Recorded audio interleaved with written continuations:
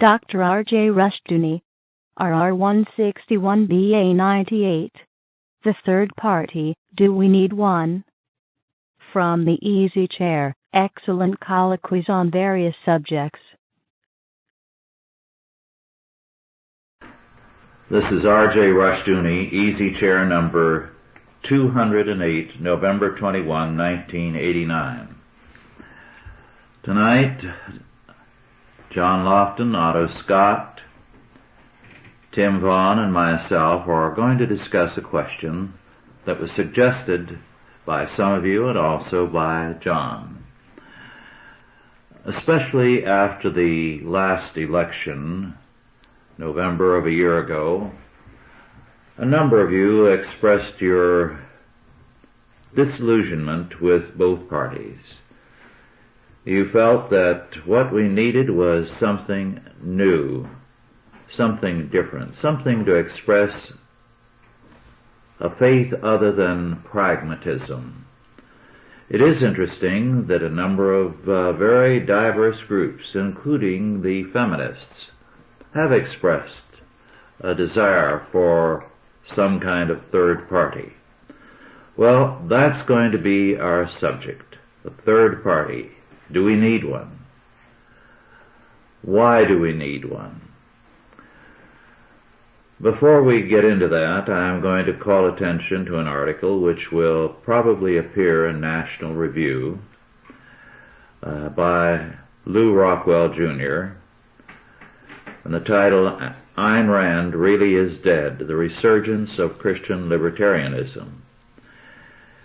And what Lew Rockwell says in this article is that increasingly people are disillusioned with the right and with the left. And as a result, there are Christians who are libertarian who are saying we need something more than the current libertarianism, which is dedicated to immoralism and to hatred of Christianity. Ironically, someone who 30 years ago was very much an enemy of the Christian faith, and one of the founders, if not the founder of modern libertarianism, Murray Rothbard, in 1971 warned libertarians, and I quote, "The Christian ethic is, in the words of the old hymn, a rock of ages. Those who abandon that rock sink into the quagmire of the capricious and the bizarre." End of quote. And Rockwell adds, but the quagmire prevailed as Randian atheists and Woodstockian drifters came to dominate libertarianism, unquote. Well, this is one of a number of very interesting straws in the wind. John, would you like to go from that point and make a general statement? Well, what prompted me to suggest the topic of the possibility of a third party? Do we need a third party? Do we need a real second party? It was prompted by a couple of statements I've heard recently in Washington, D.C.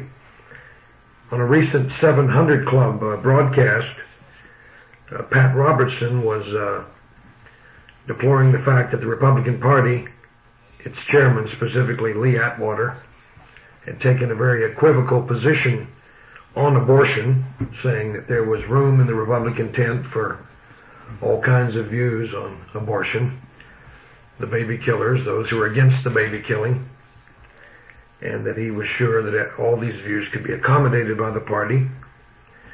George Bush has said basically the same thing, I believe, that there's room in this tent, this idea of the party as tent, not unlike a circus, is sort of the metaphor of the moment.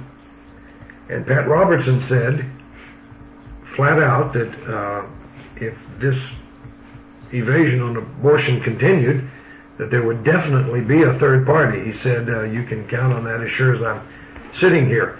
Now, I interpret that to mean that Pat Robertson was announcing his candidacy again for president. possibly as a third-party candidate, as he had been urged last time to run, but didn't. So that wasn't too surprising. The second statement regarding a third party, to me, was much more surprising, much more significant. And it was a statement made by Pat Buchanan on the cable news network program Crossfire on November 15th of 1989. He was attacking this latest effort of Congress to raise its pay, and Pat blasted both the Republican Party and the Democrats for becoming a permanent bureaucracy, which he said it will take a third party to get rid of. Now, since I came out here, Otto and I talked, and Otto had also noted that observation by Pat, and I think he was, and we'll say shortly, I think, equally surprised that Pat said this. And the reason it's surprising is because Pat has basically been very much of a defender of the Republican Party, and when he's been inside the White House, he's been a very vigorous defender of the Republican Party, sometimes in a way that I think was sort of silly, and I would like to believe that he said things when he was inside that he didn't really believe. So when Pat Buchanan talks about this bipartisan permanent bureaucracy in Washington made up of Democrats and Republicans, and says that it will take a third party to get rid of, he did not say some people are saying it might take a third party. Pat was angry and said it will take a third party to get rid of. I think it's very significant, and it's very likely that we may see a third party. Well, that's one of those consummations devoutly to be desired, as far as I'm concerned. We have right now a rather spectacular thing underway. We have a great government, enormous in size, expensive, baroque, biting its own tail, sitting up in the middle of the air without any foundation of support among the people whatever. This government has lost the respect of the world. It has no respect for itself. And if we don't have a third party, it will mean that the American people have absolutely gone brain dead and have lost all their courage. A very good point. Tim, before I let you speak, let me follow up there. One of the things that I feel very strongly about, and a great many people I find feel very strongly about because I hear about it very often, is the contrast that is set forth in the Baker case. Now, Jim Baker was obviously a sleazy character. He deserved to be punished. But 45 years? He did not hurt this country as much as Speaker Wright of the House of Representatives did. And what Wright did to this country and to our civil government affects every person. And yet he has a pension of over $85,000, I believe it's $87,000 a year. All kinds of perquisites that go with it. Is a highly respected man drawing fat fees as he speaks everywhere. He's getting invitations with fat speaking fees. What sort of people would pay that man to come and speak? Universities and various business groups and so on. Tony Coelho has not suffered. Garcia, a congressman, has been convicted and is still in Congress. Barney Frank, with his homosexual prostitute friend, whose bedroom was turned into a place of prostitution, is still in Congress, and nothing was done about it. We have 5 senators who cost this country $2 billion, not million, but $1 billion in a savings and loan bailout, who are paid off. And there'll be an investigation. It's pretty hard to escape one, but what's going to be done? It'll be like all the others, but we're going to get legislation aimed against the church as a result of the Baker case, an extension of IRS powers. Congress is about to act, but not against itself. So, there is a bankruptcy since neither party is really doing anything. And if anything happens to these senators, it'll be because of public outcry. And then it'll be minimal. Nothing such as has happened to Baker. So, people are morally disgusted, sick at heart about what is happening to this country. Tim, now I'll let you No, I ought to express my opinion better than I could have myself. So I do like the word baroque. I don't have anything to add to that. Well, I tell you, when they put forth this recent so-called pay raise proposal and ethics bill, which is an interesting combination since the request for the pay raise is unethical, but they're calling it a combined pay raise ethics bill. And you saw that picture on the evening news of Congressman Foley in the House and Senator Mitchell in the Senate coming forth and leading behind them like little puppy dogs. Robert Michael, the Illinois congressman, and who? Newt Gingrich. Newt Gingrich. He's supposed to be the big new conservative firebrand, the maverick, the hope of conservatism, the new conservatism. And there he is. He's in the altar there, just has his little prepared statement, and just, I will say, he looked a little bit ashamed. He looked just around the left eye, he looked a little ashamed, but he read his lines. Everybody was on board, all of them going along with that thing. So I don't know how the third party thing is going to manifest itself. I don't think before the Republican Party became the second party over another moral issue, slavery, that people were sure exactly how a new party was going to manifest itself. But I do know that the Republican Party has treated Christians in many parts of the country, the state Republican parties, the National Republican Party has treated Christians like dogs. They've been very explicit in some states in saying Christians keep out. They've treated the right to lifers like dogs. They don't want them in the party. So when this thing comes about, the Republicans will have caused it. Well, I think you may be right. I hadn't thought of it before, that abortion is a rallying issue. But there are a number of positions that a possible third party could take which would reform our government without revolutionizing it. I received a manuscript just a few days ago by a scientist down in Baton Rouge. And he made he was talking, he was shredding apart some of the environmental claims and the greenhouse effect and all that, which he just dismissed in very nice language as nonsensical. But he made an observation in passing which is very important. He said, our Congress creates goals in the name of the law and leaves the means of achieving that goal to the agencies. And he said the agencies then sit down and create a whole raft of regulations which are printed in the Federal Register and which have the force of law. Yes. But he says only Congress is supposed to make the law. These agencies, he said, should be restricted to gathering information and that they could then give to Congress, and Congress should do its own work and specify what the law is supposed to be. That, he said, I realized when that suggestion meant that we would wipe out a whole fourth anonymous, faceless branch of government that is monitoring our lives from cradle to grave. Mm-hmm. What an issue. I want to comment on that.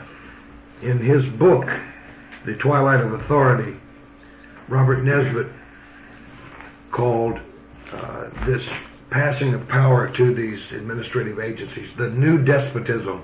Mm-hmm. He said that was really, in his opinion, it was the greatest shift of power, I guess he meant in our government, in the past half century. this Congress, in effect, sort of drawing up.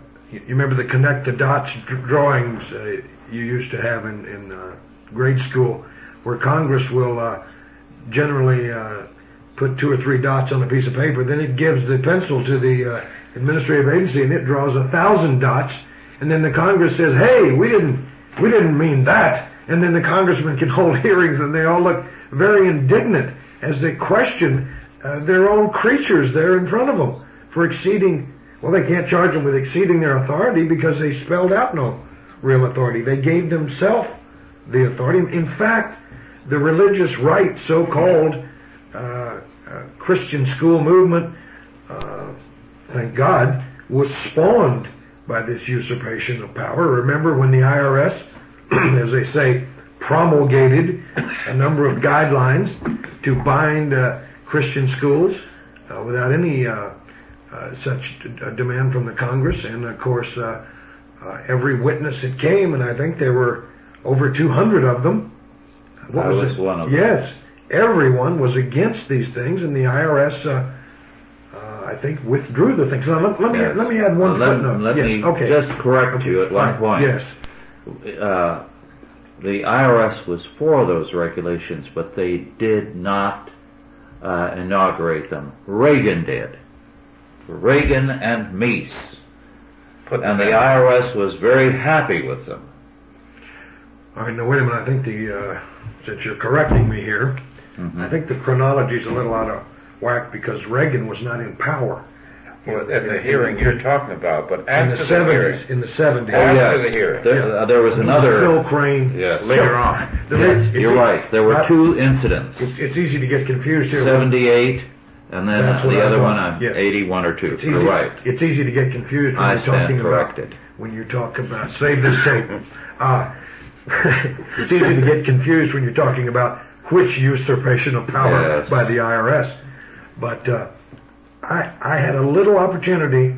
I had an opportunity to work several days trying to find out how does a regulation get promulgated.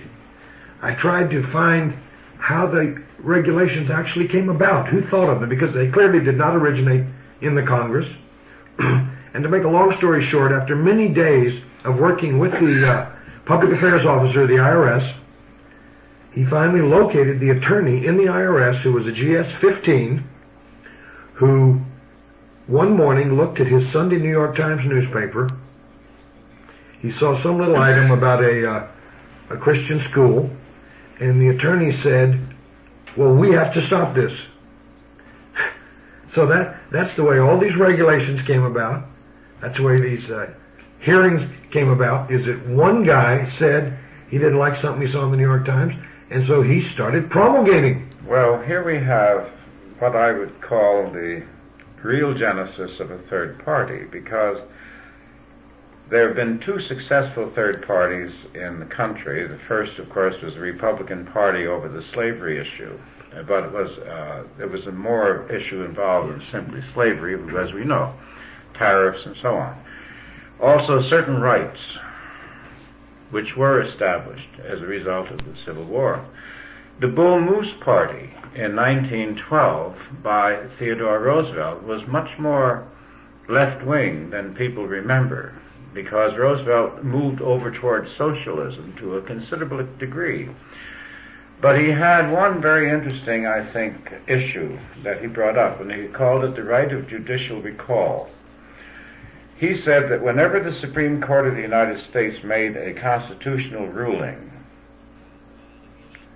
the people should be allowed to vote that up or down in a national plebiscite.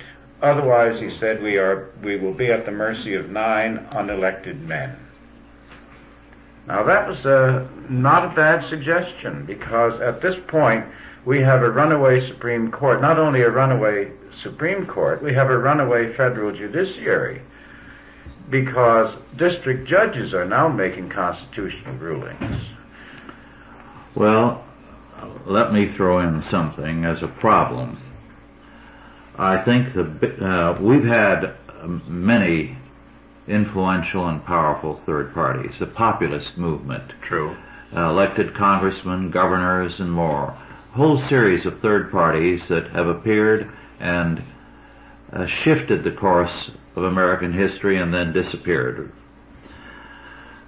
One of the problems we face now is a very, very dangerous mentality on the part of the people of this country. They want to start big, and they want victory now. One of the things that has been a roadblock is that men of wealth who could start very important things are not interested unless they can start big. Create a national thing overnight, which doesn't work. On top of that, people want to win in a single election or on a single issue. When Reagan was elected, a great many Christians and conservatives alike acted as though the millennium had arrived. And immediately after the election, the income of conservative organizations took a disastrous nosedive. They would lose sometimes 2/3, 4/5, or 5/6 of their income immediately, because the assumption was the American millennium had arrived because Reagan was in the White House. Don't you remember? Liberalism was defeated. Yes. It was over. Yes. Now, anytime a third party is mentioned, no one talks about the long haul, about building for the future. Can they win in 92? Well, as long as Americans have that mentality, they're going to get more of what they have had, only worse, and this country will go to hell in a hurry, because they didn't grow to be mature men and women overnight. And it takes time to educate people, to develop a strategy, to develop a party. It's step by step, here a little, there a little. Well, it's also a matter of principles. A third party should stand for more than a single issue. Mm-hmm. A third party should lift its sights up to look at the nation as a whole. Yes. And look at the structure of our government as it is. And then say, how can we restore this government to a rational proportion? Mm-hmm.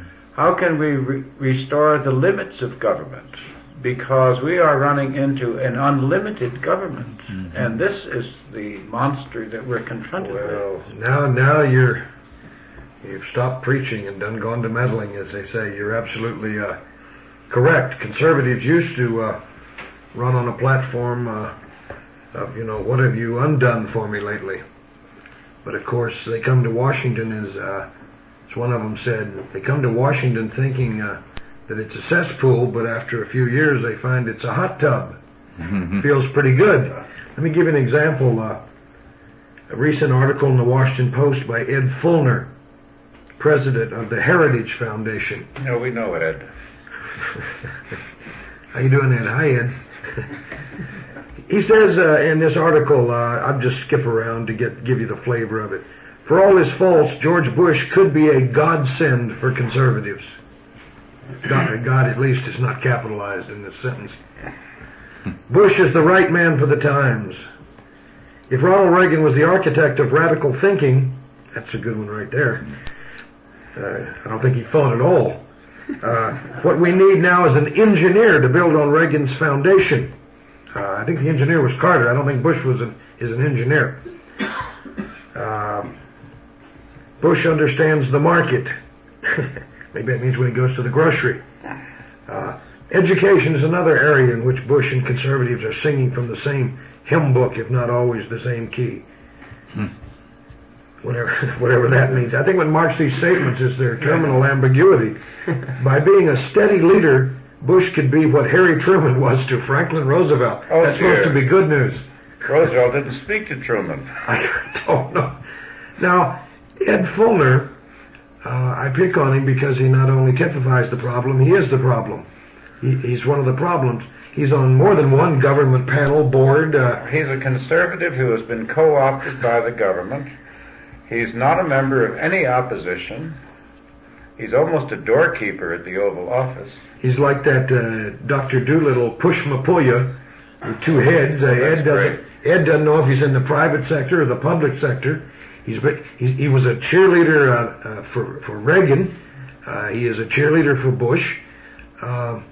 Conservatives that used to stand in opposition, like Human Events still does. Human Events, the weekly conservative publication, is an honest critic of Bush, and it was of Reagan, but Fulner typifies your Washington conservative now. He's totally sold out. Well, he's got a good argument. Look at the money he and Heritage have, and look at what you and I have, John. Well, I never thought of it that way. Maybe he's got a point in this column. In other words, compromise pays. That's a moral fact. The headline. And this is the moral problem we face today. That is a big point. The headline on the column is Bush, less is more. That's what Washington took. More or less what you're both really saying, that John mentioned abortion and you're talking about morality. The American nation is interesting. Its intellectual level has declined after its founding generation went off the stage. Since then, there has not really been what you would call an American intellectual class. We have academics instead. But a third party that took a moral position on the great issues of our time, which is what the people need, would certainly, I think, succeed. Not overnight, but one of the ways it would have to succeed, would be to convince the average American who has been browbeaten and bullied that it is possible to change things. I know I do a lot of traveling, and I sit in a plane, and unless I speak first, the other fellow will not speak. I've tested this all the way across the country. The minute I speak, well, then he'll speak. I think I'm the other fellow. That's why I'm not going to agree with you. And but he's usually very guarded about what he says. Sure. He is scared to death. He's not going to tell you anything significant. Well, you might be from the government. I don't know what the core source of the fear is, but this is a fearful country. Well, they may figure you have the IRS look, Otto. Oh, yes. I have to get out my heavy glasses or something. Well, you know what we're talking about here is what George Wallace said a long time ago, that there wasn't a dime's worth of difference between the two parties, that you put them both in a sack and shake them up, he used to say, and it didn't matter which one tumbled out. What's the worst part of it is that elections don't seem to change anything. No. Well, that's why fewer and fewer people are voting in national elections. Well, I said the same thing long before Wallace, and it was not original with me. So that observation has been around for a generation. Probably less than a dime's worth of difference now. Well, to get back to Lew Rockwell again briefly, he points out that the Libertarian Party was started with a lot of the Ayn Randian baggage, which meant she exalted the virtue of selfishness, hated God, and thought Christianity ought to be stamped out. And he goes on to say, and I quote, "The Libertarian Party, founded in 1971, was infected from the beginning with Rand's pet hatreds, albeit with some odd lacunae. New Ageism was welcomed, for example, and the party's Randian hippie coalition even embraced a witch. Only one group was made to feel unwelcome, Christians," unquote. Well, the sad fact is that has applied as well to the Republican and the Democratic parties. They've made it clear they do not want Christians. Now, the answer to that may be a bit difficult. We have had Christian parties in recent years. In fact, there is one in formation in Canada right now. Whether it'll get off the ground or not, I don't know. For a time in Europe, some parties that were self-consciously Christian and by name, especially Catholic parties, were very powerful. But again, the weakness of those parties was that they had a general affirmation of church loyalty, but you could not be sure at all times what they stood for, because the men who came under the party label had a variety of opinions. And while they were often better than some of the other parties, there was nothing in the way of a clear-cut statement. And I think for a third party to succeed, it's going to take time, but it's also going to take having a perspective that embraces more than a single issue, that is an across-the-board Christian position, so that it will be Christian not by label, but in terms of an approach to the problems of our time. I think that's important. I noticed that the Christian parties of Europe are not particularly Christian. No. And to call a party Christian is almost to ask for an argument. Yes.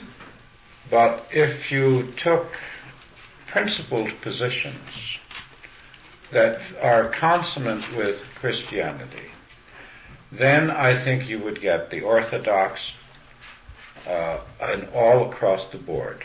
Mm-hmm. One of the things that Ayn Rand stressed was, as Lou Rockwell brings out, that there was a total hostility between faith and freedom. And she's not the only one who says this. Anytime you have a columnist writing about the church and state issue, they assume that Christianity is totalitarian. They invented that. Yes.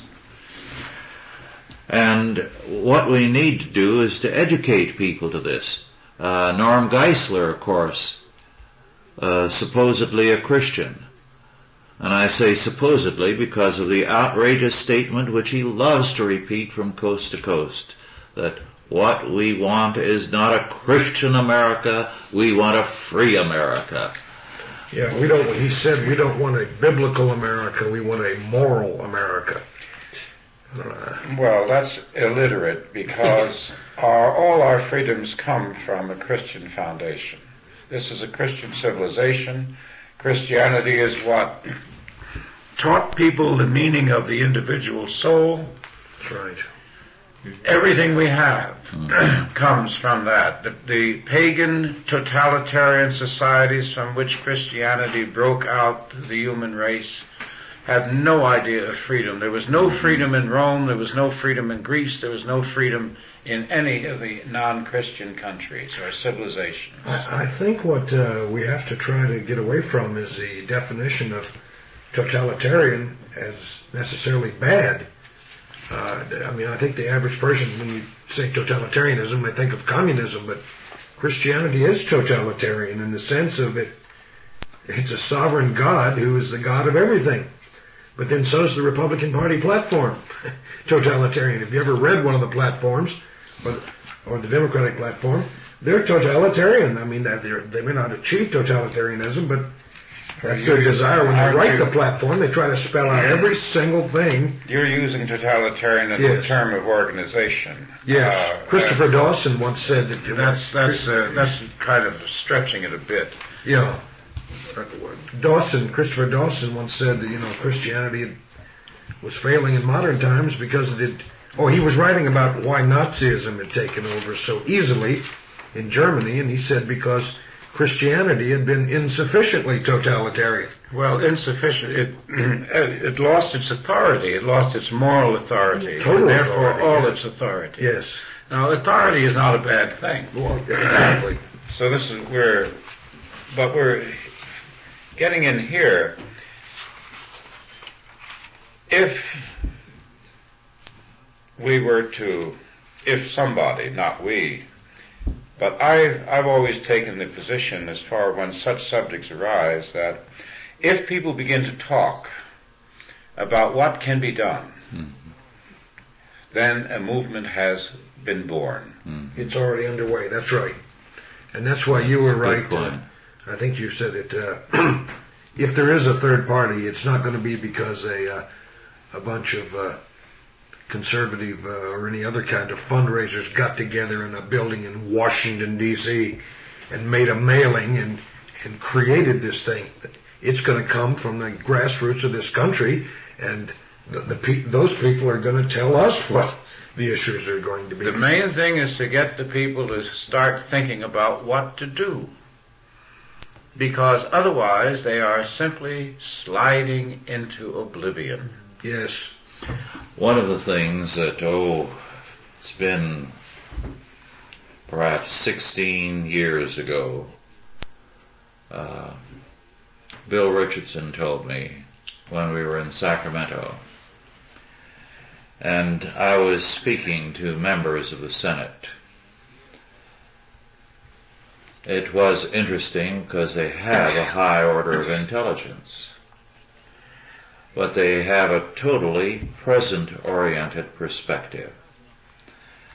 And I commented on my amazement at the type of questioning and yet the limited perspective. He didn't use the word existentialist, but that's in effect what he said they represented at the moment. Yeah. And he said they all know that except in rare instances, voters do not have a memory that extends over 90 days. That whatever he may have done is forgotten in 90 days. So that what they have to think of is the here and now. Neither the voter's memory, for good or for ill, extends to any length of time. What have you done for me lately is the premise. So they are completely divorced from long-range thinking.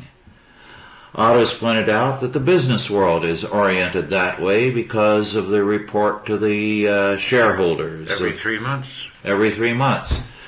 So we have a culture now that has become existentialist.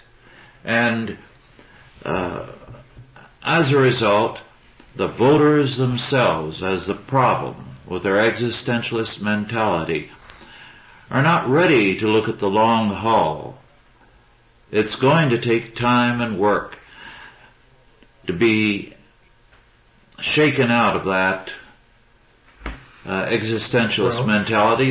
It's going to be perhaps the judgment of God plus conversion plus a reshaping of their minds. I have figured out that the attention span of your average voter is about the length of an MTV video.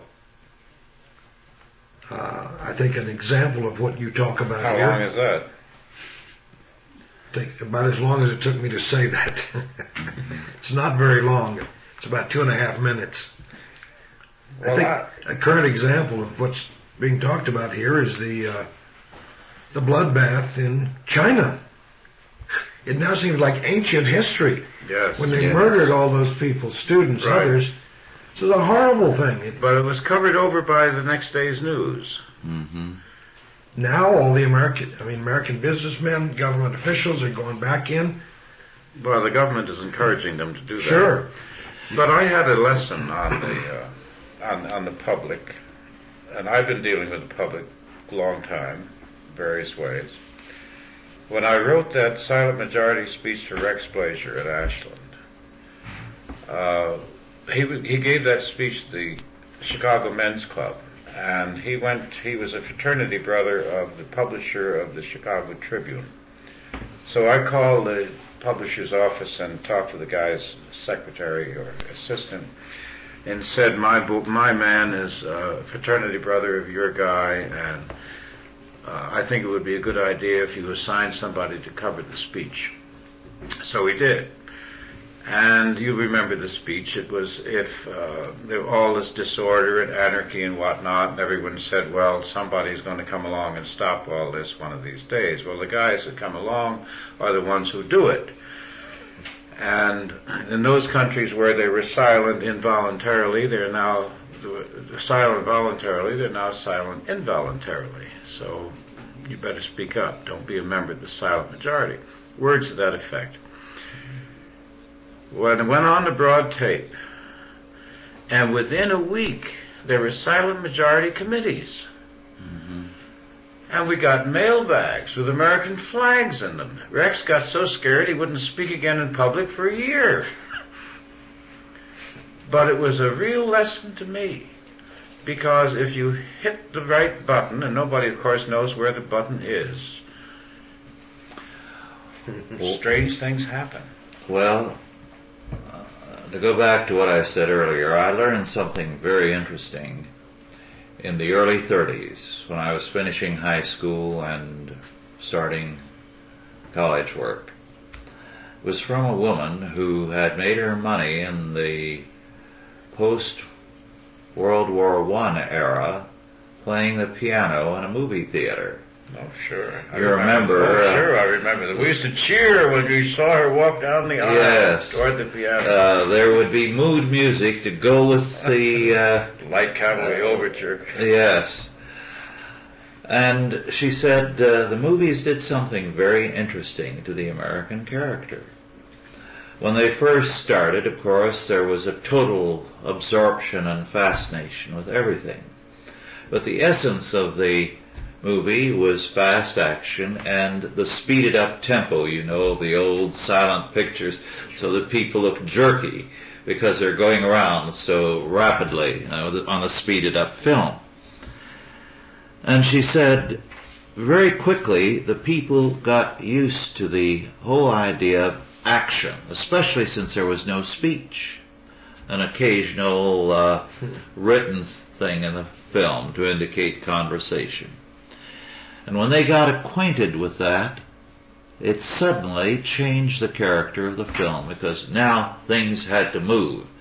And whereas, say, in some of the earliest films, if the hero hugged the heroine and held her in a long, passionate kiss, as was very common in those days, because that was considered very daring and romantic on the screen. After a while, by the mid-20s, it no longer worked, because if it were more than so many seconds, they found, people would start laughing, whistling, stamping their feet, making a disturbance. Get on with it. That was the whole thing.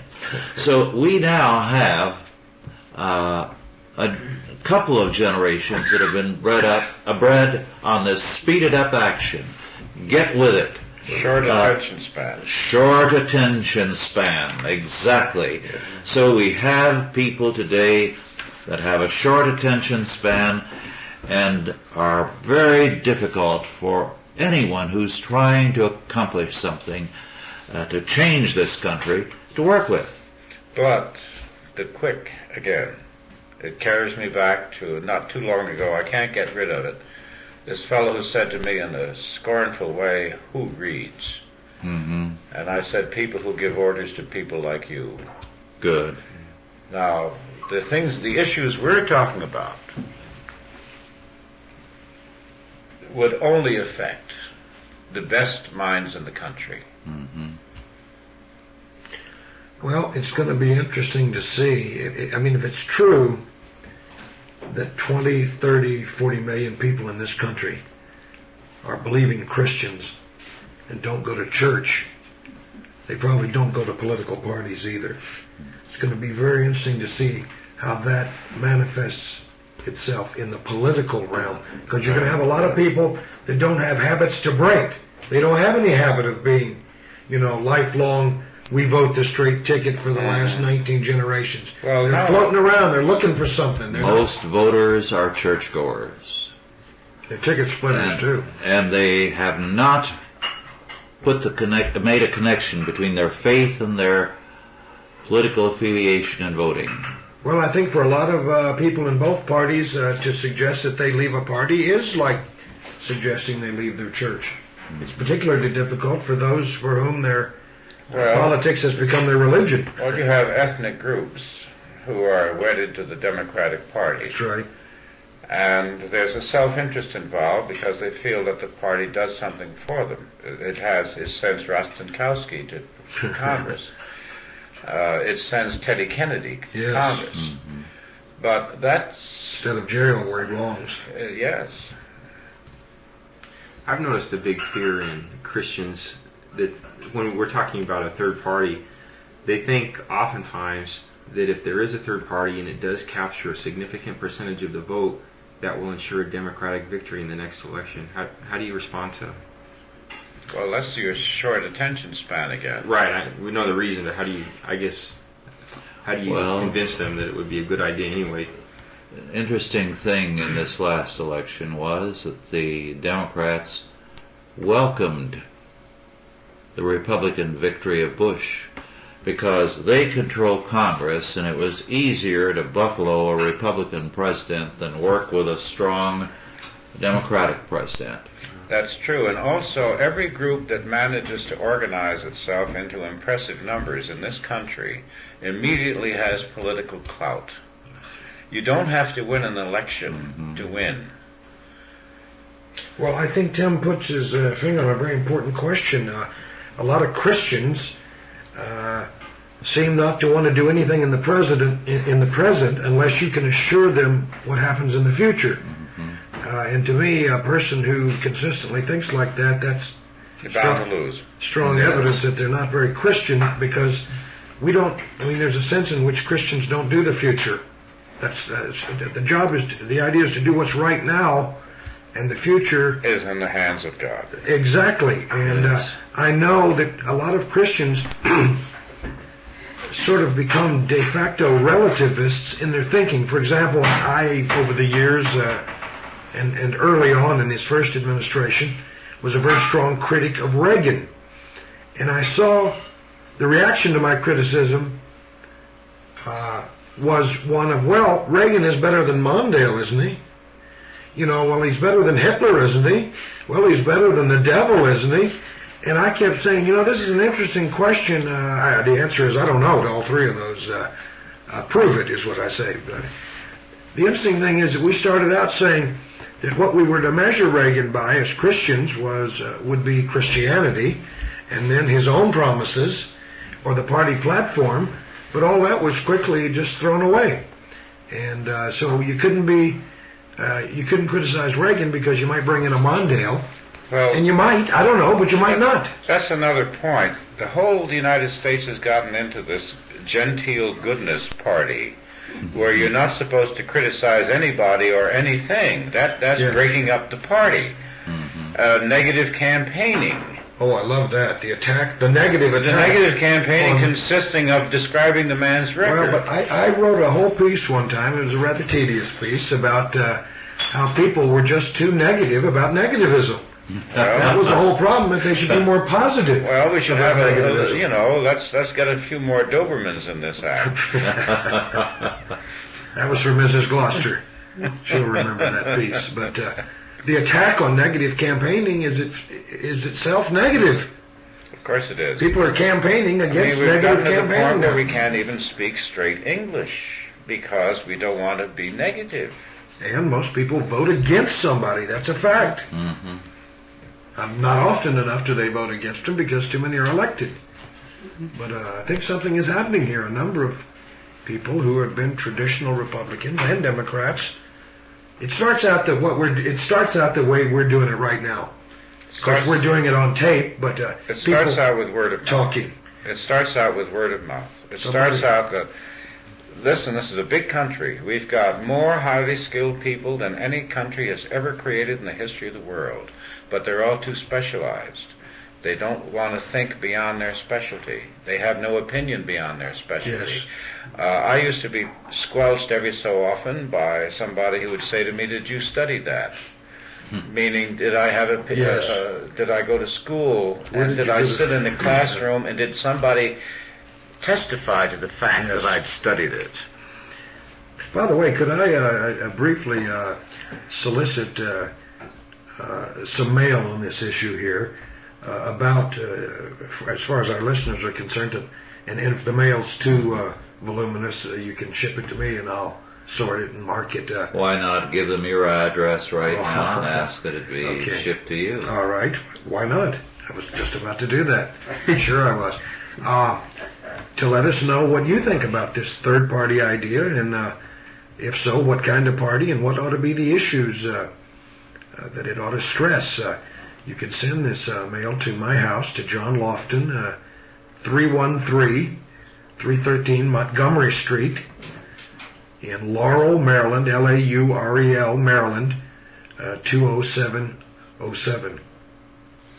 The reason why I think it should be sent to you, because you're in a position to share it with people who will be interested in this and are on the Washington scene politically. Yes, I am. I'm uncomfortably close to those people. That's true.